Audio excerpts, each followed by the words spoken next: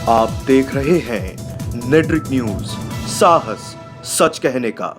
जो बात करता है, जो मज़दूरों की बात कर रहा है और जो मतलब क्या बोलते हैं, जो कि हमारे देश में आपको भी पता है कि मतलब 90% से ऊपर जो जनता है वो मज़दूर में ही आती है और जो मतलब दिन का कमाती है रात में खाती है, तो उनकी जो भी बात कर रहे हैं ये उन पर अटैक कर रहे हैं। देश की पूरी जनता इस गोदी मीडिया के, इस झूठ के, इस नफ़रत के नैरेटिव को एक्सपोज कर रही है, सामने रख रही है, इस बात को कह रही है कि आप सिर्फ और सिर्फ नफ़रत फैलाते हैं। उसके खिलाफ लोग बोल रहे हैं और इस बोलने के डर से, इस समझ के डर से आज मोदी सरकार डायरेक्ट फिजिकल असॉल्ट। तो मेन मीडिया है जिसको गोदी मीडिया अब कहा जा रहा है, मूलतः वो तो उनके नियंत्रण में आ चुका है, कॉरपोरेट और सरकार के नियंत्रण में है। एक ऑल्टरनेटिव मीडिया जो स्वतंत्र मीडिया के रूप में जनता तक पहुंचने की कोशिश कर रही है, अब उनको डराया जाए। ज़मीन पे जो रिपोर्टिंग कर रहा है वो ये सच आपको दिखाएगा। जो ज़मीन पे रिपोर्टिंग कर रहा है, जो एक्चुअल डेटा को एनालाइज कर रहा है वो ये दिखाएगा।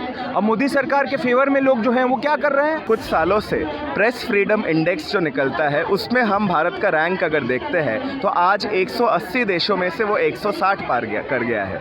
मतलब लगातार हर साल भारत का प्रेस फ्रीडम गिरता जा रहा है। अगर आप पिछले साल में देखेंगे कि दुनिया भर में अगर किसी देश में पत्रकारों के देहांत, हत्या की रेट सबसे बड़ी है तो वो इस देश में बड़ी है। तमाम लोग जो माइक लेकर के घूम रहे हैं, आपको डराना धमकाना चाहते हैं कि न्यूज़ क्लिक बंद हो रहा है तो आप किस खेत की मूली हो। असली चीज़ तो ये है।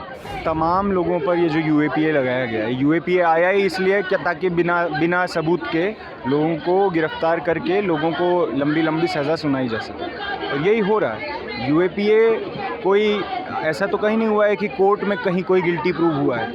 यूएपीए पुलिस के थ्रू लगाया गया और उस प्रोसेस को ही पनिशमेंट बना दिया गया। यही हम देख रहे हैं उमर खालिद के साथ हो रहा है, मीरान हैदर के साथ हो रहा है, तमाम लोगों के साथ, शर्जील इमाम के साथ, तमाम लोगों के साथ यही हो रहा है। सीधा सा बात है कि सरकार इस बात को समझ गई है, मोदी सरकार इस बात को समझ गई है और डर गई है कि उसकी गोदी मीडिया को पूरी तरीके से क्या कहें डिसक्रेडिट जनता में कर दिया गया है। जब इंडिया अलायंस इसकी इस गोदी मीडिया को बॉयकॉट करती है, जब देश की जनता में जो इतने साल तक गोदी मीडिया जहर घोल रही थी, उस जहर का घोलना कम जनता के बीच में एक डिस्क्रेडिट होने लगती है, तब मोदी सरकार को समझ आता है कि अब ऑल्टरनेटिव जर्नलिज्म, इंडिपेंडेंट जर्नलिज्म पे सीधा चोट करनी होगी, तभी हमारी जो बर्बरता है वो देश में बची रह सकती है। हम लोग देख रहे हैं दिल्ली में 50 के करीब रेड्स होती हैं, आंध्र प्रदेश, तेलंगाना में हम देखते हैं 62 से 64 रेड्स हुई हैं इसी तरह के इंटेलेक्चुअल्स, जर्नलिस्ट पर। तो देश भर में ये माहौल बनाया जा रहा है कि अब आप बोलिए तो आप पे खतरा है, अब आप लड़िए, आप अपनी आवाज़ उठाइए, आप जर्नलिस्ट होइए तो आप पे खतरा है। क्योंकि देख रहे हैं, लोग देख रहे हैं चुनाव सामने आ रहा है और मोदी सरकार अपनी हार देख रही है, वो हार बहुत करीब है। क्योंकि जिस तरीके से देश की पूरी जनता इस गोदी मीडिया के, इस झूठ के, इस नफ़रत के नैरेटिव को एक्सपोज कर रही है, सामने रख रही है, इस बात को कह रही है कि आप सिर्फ और सिर्फ नफ़रत फैलाते हैं, उसके खिलाफ लोग बोल रहे हैं और इस बोलने के डर से, इस समझ के डर से आज मोदी सरकार direct physical assault, legal assault लोगों पे कर रही है, पुलिस का असॉल्ट लोगों पे कर रही है। क्योंकि वो जान गई कि लोग समझने लगे हैं, जानने लगे हैं, गोदी मीडिया की कंस्पिरेसी को समझने लगे। कई स्ट्रीम मीडिया के पत्रकार थे जो बाद में न्यूज़ क्लिक से जुड़े, कई सोशल एक्टिविटीज से जुड़े हुए। बिल्कुल। और बात की जाती है कि वो फेवरिंग नहीं है सरकार को, क्या यही लग रहा है इस कारण से? देखिए, आज के समय पे कोई भी मीडिया अगर सच दिखाना चाहेगा तो मोदी सरकार के फेवर में, नॉन फेवर में फेवर में हो नहीं सकता। न्यूज़ ने एक बात कही कि देश में आर्थिक मंदी है, तो है, आपके सामने है, उसमें कुछ अलग तो नहीं कह दिया। डिमोनेटाइजेशन फेलियर था, अगर कोई पेपर ये कह रहा है तो उसमें ये बात तो है ही नहीं ना कि सरकार के विरुद्ध है, पक्ष में। सीधी सी बात है कि फेलियर था, आंकड़े ये बताते हैं। ज़मीन पे जो रिपोर्टिंग कर रहा है वो ये सच आपको दिखाएगा। जो ज़मीन पे रिपोर्टिंग कर रहा है, जो एक्चुअल डेटा को एनालाइज कर रहा है वो ये दिखाएगा। अब मोदी सरकार के फेवर में लोग जो हैं वो क्या कर रहे हैं?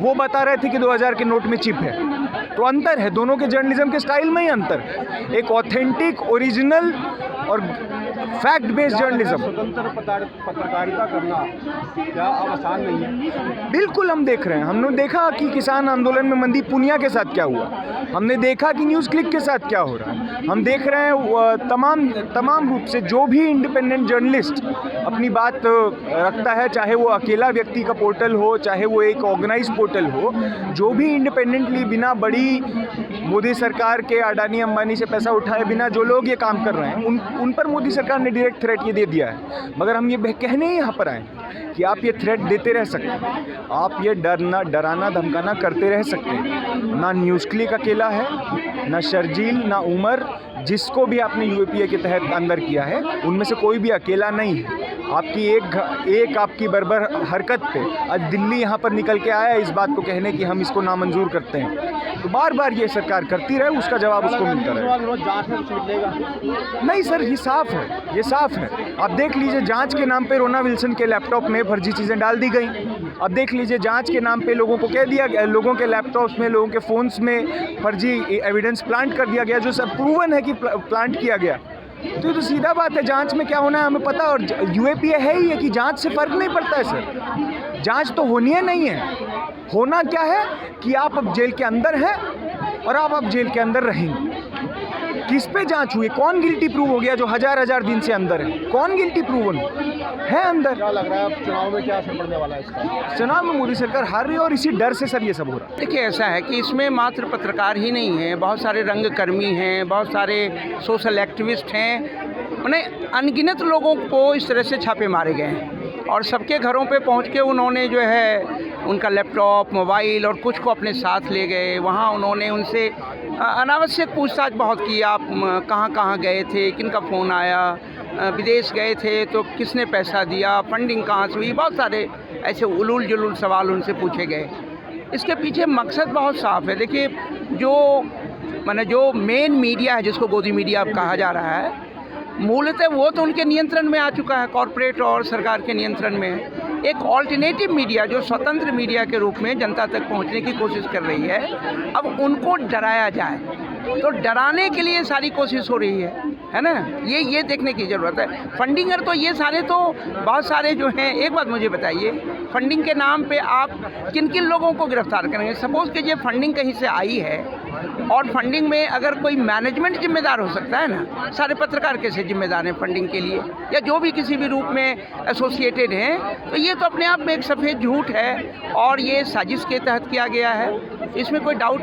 मतलब सर आप ये कहना चाह रहे हैं जो पत्रकार हैं, जो सोशल एक्टिविस्ट हैं, जो इन फेवर नहीं है सरकार के, उन्हीं पर ये दबिश दी? बिल्कुल, ये इसमें कोई दो राय है ही नहीं। जो भी पत्रकार, रंगकर्मी, बुद्धिजीवी, तमाम लोग जो सरकार की गलत नीतियों की, उनकी तमाम जो समाज को बांटने वाली नीतियों, सांप्रदायिक नीतियों की लगातार आलोचना कर रहे हैं, उन्हीं के खिलाफ ये साजिश हो रही है, इसमें कोई डाउट नहीं है कि सरकार में जो अधिनायकवादी प्रवृत्तियां आई हैं, यानी कि डंडे के बल पे आप सबको डरा करके, और एक तरफ जो धर्म के नाम पर लोगों को आप बहला रहे हैं, फुसला रहे हैं, तमाम जो आंकड़े हैं वो तो उनकी विफलता की कहानी कह रहे हैं ना, और वो आंकड़ों को छिपा भी रहे हैं। सत्य तक आप कैसे पहुंचेंगे?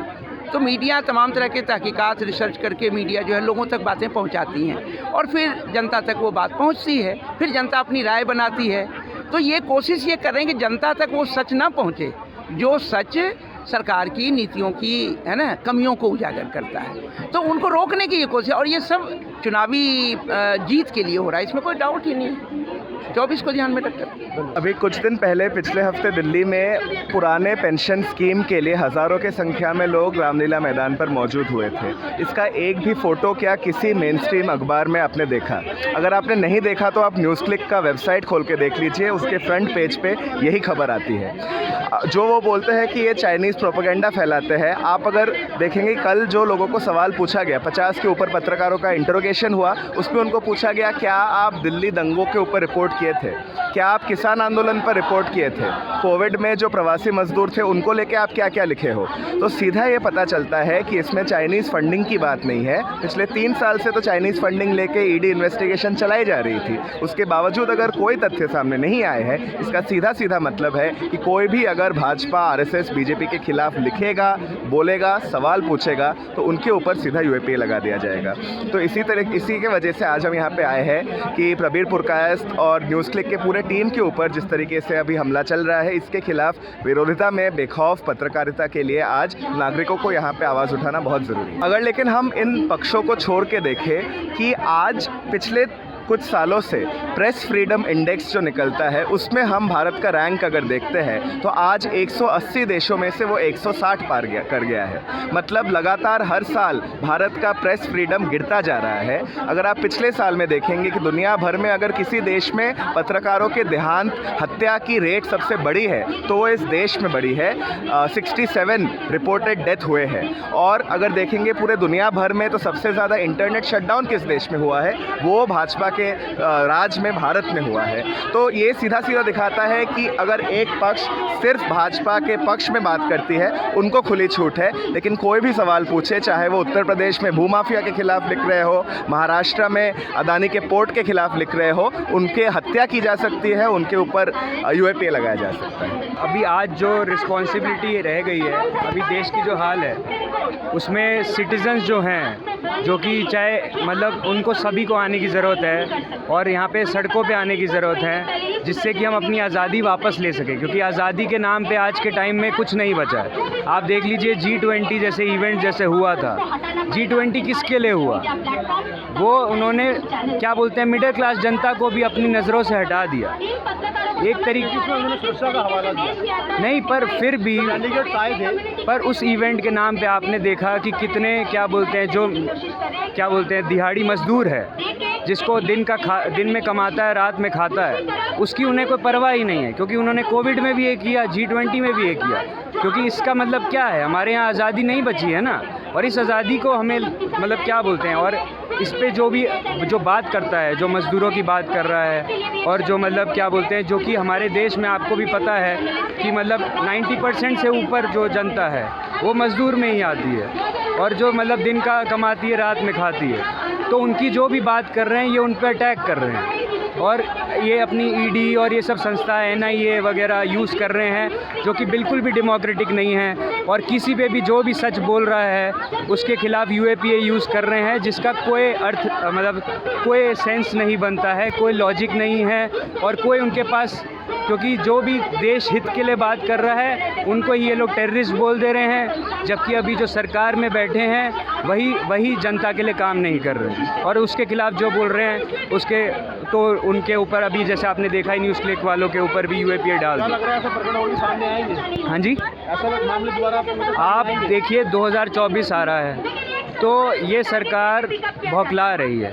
इन्हें पता है अब मतलब किसी को इनमें ट्रस्ट नहीं रहा है, कोई नहीं चाहता है ये सरकार वैसे आए किसी को, क्योंकि सबकी आमदनी जो है, चाहे वो बिज़नेस क्लास हो या कोई क्या बोलते हैं मज़दूर हो, सबकी आधी हो गई है। आप महंगाई देख लीजिए, 1.5 से डबल हो गई है। तो आपका खाना भी आप देखिए, आप अच्छा खाना नहीं खा पा रहे हैं, आप अच्छा पानी नहीं मिल रहा है, आप दिल्ली में आप हर समय बीमार रह रहे हैं। देखिए बदलता तो जाहिर है, आप देख ही सकते हैं कि कैसे NDTV भी ख़त्म हो गया, रवीश कुमार को भी वहाँ से निकलना पड़ा। तो ये तो कॉन्स्टेंटली अटैक ये करते ही जाएंगे। पर यहाँ पे बात यही है कि अगर हमें आज़ादी अगर ज़िंदा रखनी है तो जनता को सड़कों पे आना पड़ेगा, और जनता को इसमें एक्टिवली पार्ट लेना पड़ेगा। ये खाली एक पॉलिटिकल संस्था की बात नहीं है, यहाँ सबकी हमें सभी जो यहाँ रह रहे हैं, इस देश में रहते हैं, उन सबको खड़े होने की ज़रूरत है। तो कार्रवाई सरकार ने की है। देखिए ये कार्रवाई तो पिछले 3 साल से चल रही है न्यूज़ के खिलाफ, ये कोई नई बात नहीं है। अब उन्होंने नया कुछ जोड़ दिया है कि न्यूयॉर्क टाइम्स ने कुछ छपा वगैरह वगैरह। कभी भी न्यूज़ क्लिक के मालिकों ने नहीं छुपाया है कि उनको इसको स्टार्ट करने के लिए पैसा कहाँ से मिला, वो सब उनके इनकम टैक्स के फॉर्म्स में सब कुछ है, कोई नई चीज़ नहीं है, ना कोई नई फंडिंग उनकी हुई है। ये तो उन्होंने किया है क्योंकि वो इस तरह का जो स्वतंत्र मीडिया है, वैकल्पिक मीडिया है, उसको डराना धमकाना चाहता है। आप तमाम लोग जो माइक लेकर के घूम रहे हैं, आपको डराना धमकाना चाहते हैं कि न्यूज़ क्लिक बंद हो रहा है तो आप किस खेत की मूली हो। असली चीज़ तो ये है। मैडम क्या लग रहा है, स्वतंत्र पत्रकारिता करना क्या अब सामने रह गया है?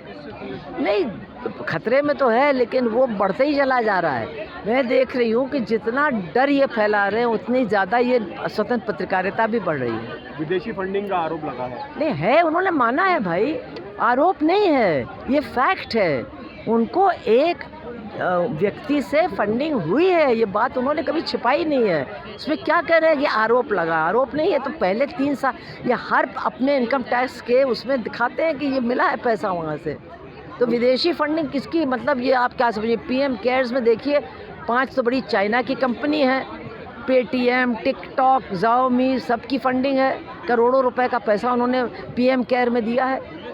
क्या लगा मैडम ऐसी दबिश? ये तो कोई चाइना का पैसा नहीं है इनके पास, ये तो एक व्यक्ति था जिसके पास आईटी कंपनी थी अमेरिका में, वो बेची, उसने लीगली बेची, और जो पैसा उसको मिला उसमें से एक बहुत छोटा अमाउंट उन्होंने न्यूज़ क्लिक को दे दिया।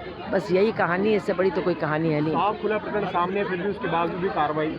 जी, तो खुला प्रकरण सामने है लेकिन उसके बावजूद भी कार्रवाई। एक कार्रवाई से तो इनको कौन रोक सकता है? तो कार्रवाई सबके ऊपर करना चाहते हैं, जिसको पाएंगे करेंगे। वो स्टैन स्वामी बेचारे मर गए इनकी कार्रवाई की वजह से। यूपा के तहत कार्रवाई ये कहा जाता है, उसमें सबूतों की जरूरत नहीं होती है। नहीं, सबूतों की तो ज़रूरत होगी, गिरफ्तारी कर सकते हैं, लेकिन सुप्रीम कोर्ट ने UAPA पर भी बहुत सारे प्रतिबंध लगाए हैं। और वो जब उनका SC के सामने मामला आएगा तब देखा जाएगा सुप्रीम कोर्ट। पहले ही सोशल एक्टिविस्ट यूपा के तहत बंद है जेल के अंदर, पहले के सोशल एक्टिविस्ट मैम बंद है। हाँ, लेकिन कईयों की जमानत भी हो रही है, सुनवाई भी हो रही है। देखिए क्या होता है, कुछ कहा नहीं जा सकता है। बौखलाहट नजर आ रही है सरकार की। बौखलाहट तो कहीं कहीं नज़र आ ही रही है, क्योंकि जो उन्होंने तमाम मुद्दे उठाने की कोशिश की अपने लिए चुनाव का रास्ता साफ करने के लिए, मुद्दे काम नहीं कर रहे हैं। और ये जो अभी विधानसभा के चुनाव होने जा रहे हैं, इनको लग रहा है कि इनकी अच्छा प्रदर्शन नहीं होने जा रहा है।